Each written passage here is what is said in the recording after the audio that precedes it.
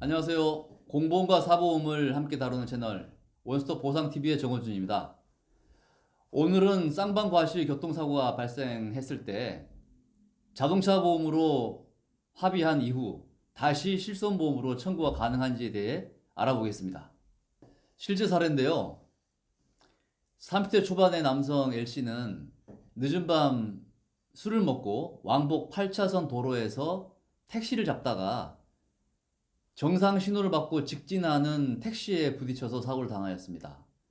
이 사고로 과실이 70%가 잡혔는데요. 6개월이 경과해서 L씨는 보험사와 1,000만 원의 합의를 하였습니다. 나중에 합의금 산출 내역서를 보니까 전체 합의금에서 내 과실 70%에 해당하는 700만 원을 빼고 합의금이 지급된 것이었습니다. 과연 이 700만 원은 실손보험에서 청구하면 받을 수 있을까요? 자, 본론으로 들어가겠습니다.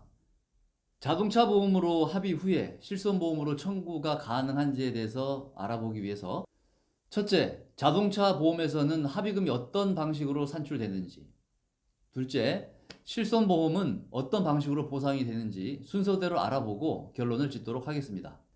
첫째, 자동차 보험에서 합의금이 어떤 방식으로 산출되는지 알아보겠습니다.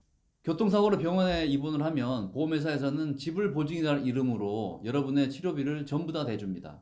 여러분들의 과실이 있어도 말이죠. 예를 들면 치료비가 1,000만 원 나왔는데 여러분의 과실이 70%라고 하더라도 보험사에서는 1,000만 원을 다 지급해 줍니다. 그리고 최종 합의할 때 지불 보증해 줬던 1,000만 원에서 피해자 과실에 해당되는 700만 원을 빼버리는 거죠. 결국 700만 원은 본인이 실제 부담한 금액이 되는 겁니다. 둘째, 실손 의료비는 어떤 방식으로 보상이 되는지 알아보겠습니다. 실손 의료보험 약관은 2009년 10월 이후로 많은 부분이 개편됐는데요. 그래서 오늘은 2009년 10월 이후 실손 의료보험 약관을 기준으로 설명드리겠습니다.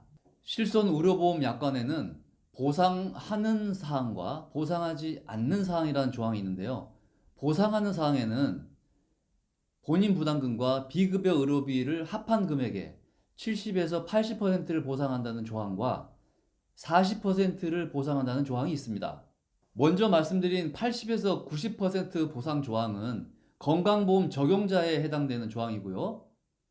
40%를 보상한다는 조항은 건강보험 미적용자에 해당되는 조항입니다.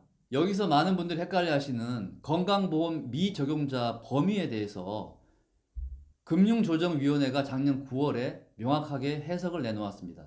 즉, 건강보험 미적용자는 외국인, 건보료 체납자, 일시적 자격 정지자 이들을 말하는 것이라고 말이죠. 보상하지 않는 사항에는 자동차 보험으로 보상받는 의료비는 보상하지 않는다 라고 명시가 되어 있는데 단서 조항으로 본인 부담 의료비는 앞서 말씀드린 80에서 90% 조항에 따라 보상한다 라고 명시되어 있습니다. 여기서 많은 분들이 헷갈려 하시는 자동차 보험에서 보상받는 의료비를 보상하지 않는 사항으로 한 이유에 대해서 금융조정위원회가 작년 9월에 명확하게 해석을 해주었습니다. 즉, 자동차 보험에서 보상받은 의료비를 실손보험에서 보상하지 않는 이유는 중복 보상하지 않겠다라는 뜻이라고 하면서 본인 부담 의료비에 대해서는 피해자 과실만큼 빼고 주는 경우와 자동차 보상 한도를 초과하는 경우를 그 예로 들고 있습니다. 결론입니다. 사례에서 L씨가 자신의 과실 때문에 실제 부담한 금액 700만 원은 금융조정위원회에서 말한 본인 부담 의료비, 즉 피해자 과실만큼 빼고 주는 경우에 해당하므로 실손의료보험에서 청구하면 약관상 보상하는 사항 규정, 즉 80에서 90% 보상 조항에 따라 보상받을 수 있습니다. 오늘은 쌍방과실 교통사고가 발생했을 때 자동차 보험으로 합의를 한 이후에 실손보험으로 다시 청구가 가능하다는 내용으로 말씀드렸습니다. 이 점 참고하셔서 정당하게 보상받으시기 바랍니다. 영상 끝까지 시청해 주셔서 감사합니다. 오늘 내용이 마음에 드셨다면 구독, 좋아요 부탁드리겠습니다. 감사합니다.